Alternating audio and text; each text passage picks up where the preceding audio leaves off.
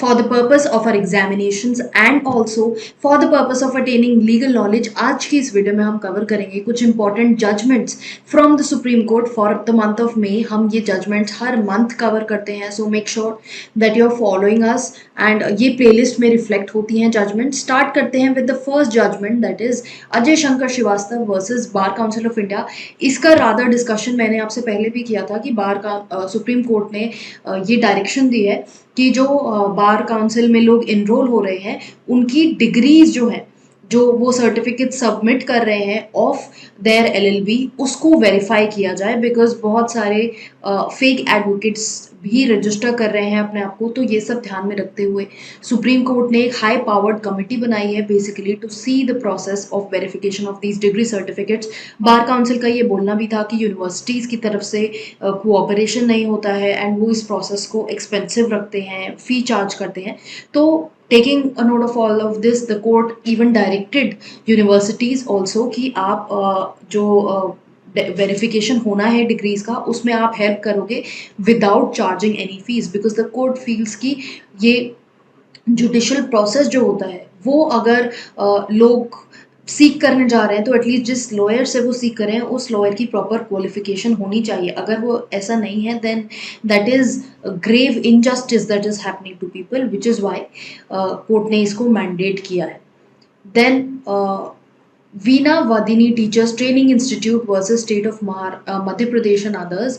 इसमें supreme court ने ये बोला कि मध्य प्रदेश में जो नोटिफिकेशन आया regarding the 75% reservation in the BEd program, उसको सुप्रीम कोर्ट ने बोला कि ये तो एक होलसेल रिजर्वेशन की तरह हो गया। अगर आप उनको डोमिसाइल के बेसिस पे यानी प्लेस ऑफ रेजिडेंस जो है उनकी कि मध्य प्रदेश से जो लोग हैं उनको 75% डोमिसाइल रिजर्वेशन मिलेगा in BEd programmes and not to others. ये एक बीएड एक प्रोफेशनल कोर्स है और आप ऐसा नहीं कर सकते हो। ये रिजर्वेशन बोला कि रिजर्वेशन जो रेजिडेंट्स के लिए है, अगर आप कॉन्स्टिट्यूशन में देखेंगे वहाँ पर when we speak of article 16, when we speak of reservation in promotion and job appointments, वहाँ पर आता है क्लॉज। इवन आर्टिकल 15 में जब हम एजुकेशनल इंस्टीट्यूशंस में रिजर्वेशन की बात करते हैं तो उसके कॉरस्पॉन्डिंग में एक प्रोवाइजो आता है। The constitution says that the state can make reservations or technical qualifications में relaxations for a particular category, तो वो स्टेट ऐसा कर सकती है।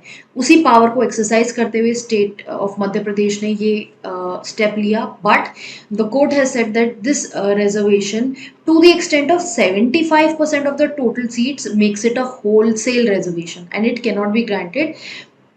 और इसको बेसिकली वायलेटिव बोला गया है of article 14 in the Pradeep Jain versus Union of India judgment, जहाँ पर बेसिकली बात करी गई थी कि मेडिकल जो एग्जाम्स होते हैं वहाँ पर हम रिजर्वेशन देते हैं तो रेजिडेंस का क्वालिफिकेशन 70% तक उस केस में माना गया था। वो भी क्योंकि मेडिकल एडमिशन सीट थी उससे लेके इशू था, plus this issue happened like 40 years back and court का ये कहना है कि तब से अब तक चीज़ें बहुत चेंज हो चुकी हैं और इस टाइप का रिजर्वेशन हम नहीं दे सकते हैं। देन रेफरेंस केस में टी.एन.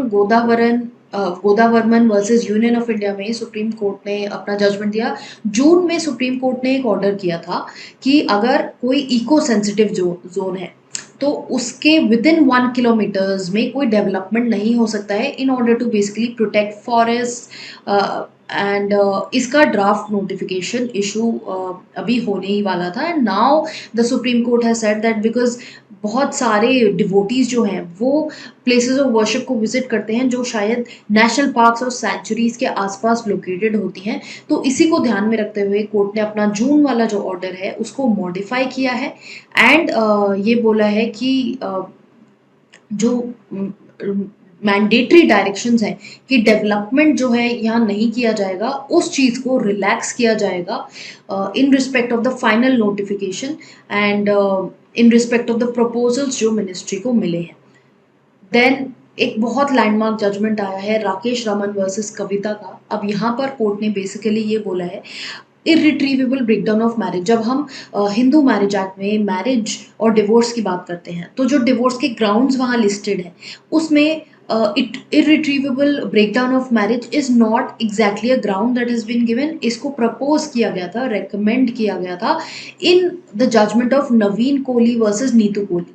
ऑल्दो इसको इफेक्ट में नहीं लाया गया, लॉ कमीशन ने भी इसको रेकमेंड किया था अपनी 71st और 217th रिपोर्ट में कि दिस बेसिकली मीन्स दैट अगर मैरिज में ये सिचुएशन आ चुकी है कि चाहे आप उनको अलग रख लो चाहे साथ में रख लो, it is just not possible to revive the marriage and complete breakdown हो चुका है, तो हम फैक्ट के साथ साथ बाय लॉ भी हमें ये मानना चाहिए कि that marriage has irretrievably broken down. अब इस केस में basically there was a couple who had been living separately for 25 years and they were married for 4 years, after which the marriage fell apart। उन्होंने बहुत से केसेस करे हुए हैं एक दूसरे के अगेंस्ट एंड फैमिली कोर्ट में 2009 में ने हस्बैंड की पिटिशन अलाउ करी थी for dissolution of marriage on the ground of cruelty, but 2011 में दिल्ली हाई कोर्ट ने इसको रिजर्व कर दिया था। सुप्रीम कोर्ट जब मैटर आया तो कोर्ट ने ये बोला कि ये मैरिज में ऑब्वियसली ब्रेकडाउन हो चुका है प्रॉपर, और अगर हम इनको